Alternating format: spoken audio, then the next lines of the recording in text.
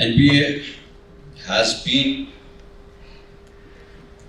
a source of providing quality assurance to technical institutions. And the today topic for interactive session is the pathway to institutional excellence towards global standards. In both accreditation as well as NIRF, we have taken so many steps to take our institutions to impart technical education based on global standards. I remember once we joined in AICT in 2001, it was basically input-output parameter. We, in 2004, with Dr. Razdanji, Dr. R. Natarajan, former chairman of AICT, Professor P.P. Agrawalji, and others, we revised our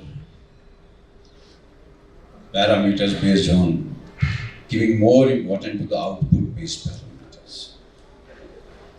And it was during that time we thought of going at the international level to see the international standards, what other countries are doing and what we are doing in our country.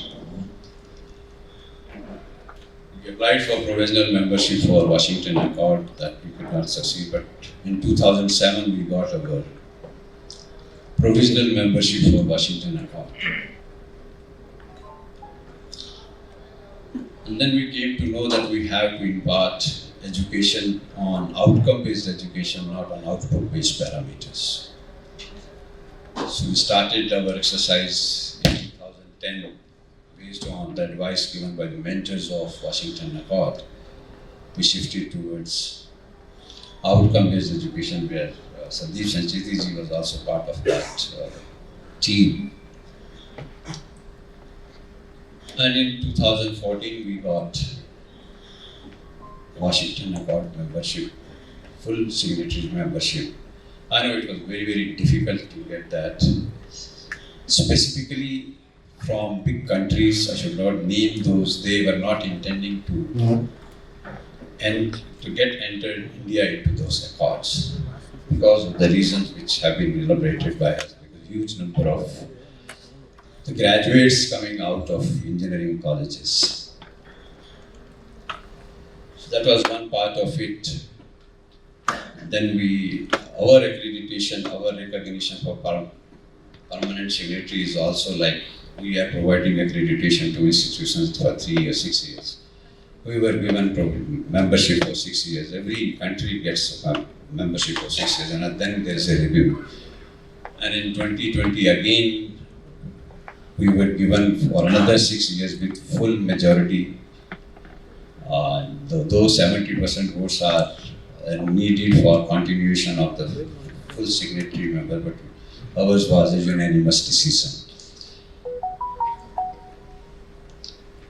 Then we started off thinking about our own country because at that time the Washington Accord was accorded only to the Tier 1 institutions. I will bring all those facts into the consideration once we discuss in the session.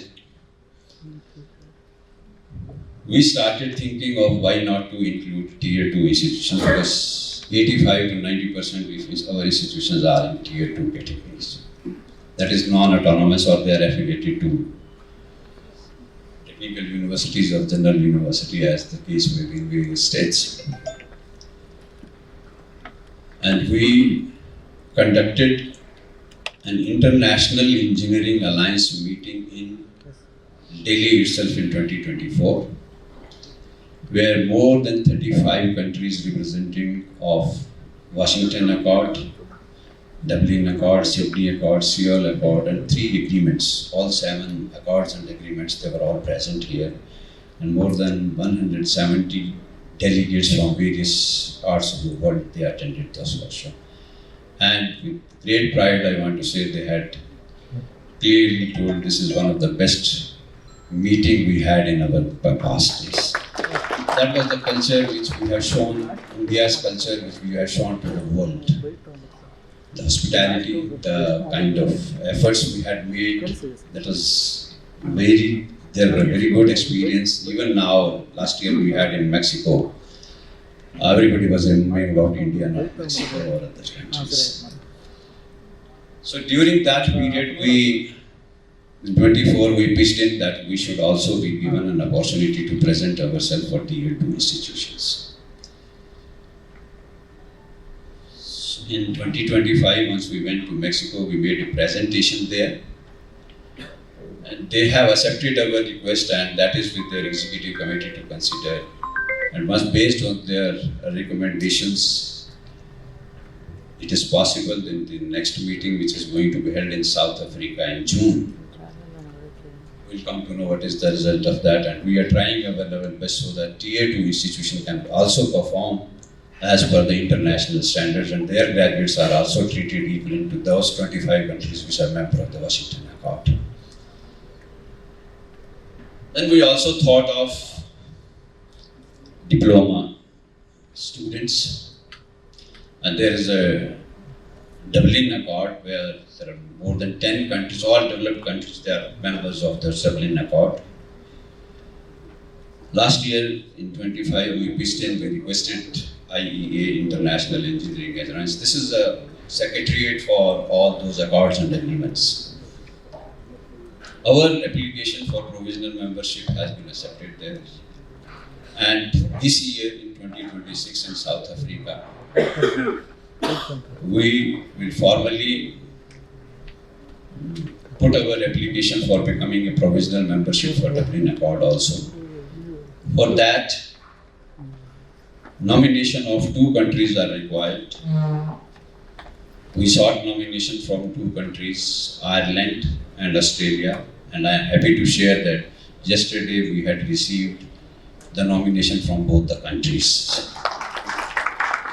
This is what NBA can do for the institutions. Rest all depends on your efforts. With our help, as Jayaram sir told, we are ready to share our experiences. We are ready to solve whatever the problems comes in way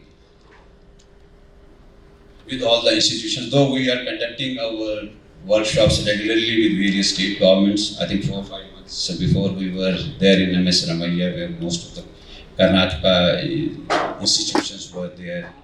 We conducted one NBA workshop there. We had it in Mumbai with Mumbai University. We do it with basically the state government or the affiliating university concerned. We had in Gujarat also, and last month we had been to Bihar also. And I'm very happy to share with all of you that Bihar has progressed very well.